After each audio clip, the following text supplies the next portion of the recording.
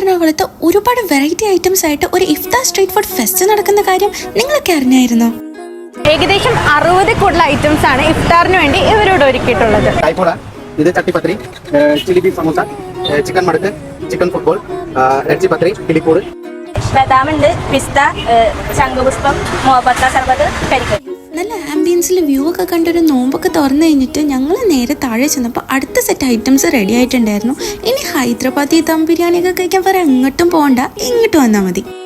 തേങ്ങാപ്പാലിലും മുഖ്യ പത്തിരിയും ഈ കണ്ണ് തവ ബീഫും ഒരു മസ്റ്റ് ട്രൈ കോമ്പിനേഷൻ തന്നെയാണ്. നെയ്ച്ചോറും പരിപ്പും ബീഫും സൂപ്പറായിരുന്നു കേട്ടോ.